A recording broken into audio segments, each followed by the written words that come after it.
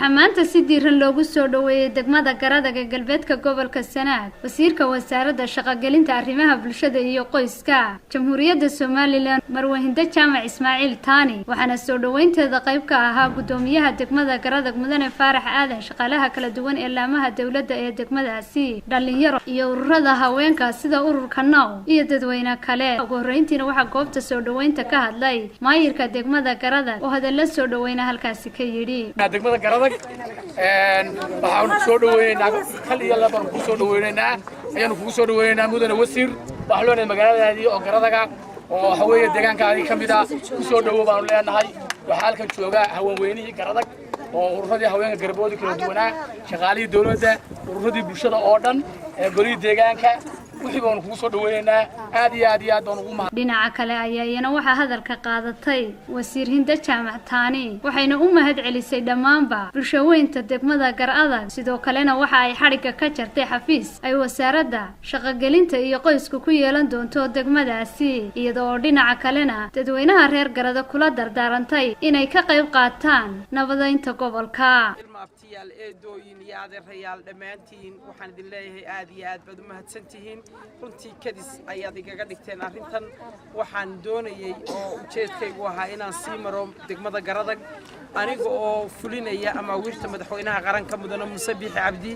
oo ah in maamul daadejin ay samayso xukuumaddu gobolada bari gaar ahaan gobolka Sanaag iyo gobolka Sool dhammaan wasaaradahana laga furo xafiisyadooda iyo ku talagalkooda sidaa darteed ayay ahayd ujeedadii aan idin soo maray in aan ka furo xafiiska wasaaradda shaqagelinta arrimaha bulshada iyo qoyska ay ku yeelanayso degmada Garadag kaas baan ujeedadaydu ahaa inaan idin soo maro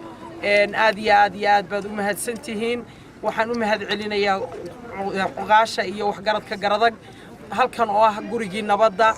mar kastaba lagu go'aamiyo wax kasta oo guul u ah qaranka Soomaaliland waxaan idinka mahad celinayaa sida aad xukuumadda mar walba u barbar taagan tihiin waxaan idinka codsanayaa inaad isbarbar taagtaan guddida nabadeynta iyo ergooyinka kala duwan